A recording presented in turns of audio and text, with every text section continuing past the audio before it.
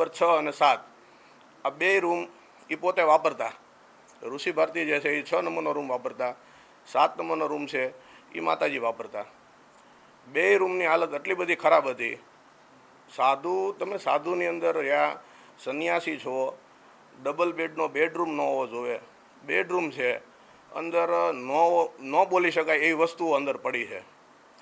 આ બધું બાપુના મગજમાં વાત કોઈએ નાખી છે, એના કારણે બાપુ અહીંયા આવેલા છે. કે આ આશ્રમના જે ઉદ્દેશો હતા, જે એના માટે આશ્રમ બન્યો હતો, એ ચલાવવાના બદલે ધીરે ધીરે એમને પોતાને કોમર્શિયલ બેઝ ઉપર એ કામ કરવા મળ્યા. એ બરાબર નથી.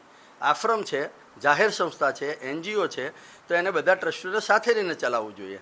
તો એકેય ટ્રસ્ટીને અહીંયા આવવામાં દરવાજો બંધ રાખે, કોઈને આવવાનું નહીં એવો આદેશ આપી દીધેલો. એટલે ધીરે ધીરે ગામના લોકો બી આવતા બંધ થયા. જે જાહેર જગ્યા વર્ષોથી વિશ્વંભર બાપુના તપથી જે બનેલી હતી એને ગ્રેજ્યુઅલી ધીરે ધીરે આ અસ્તિત્વ ડાઉન થવા મળ્યું.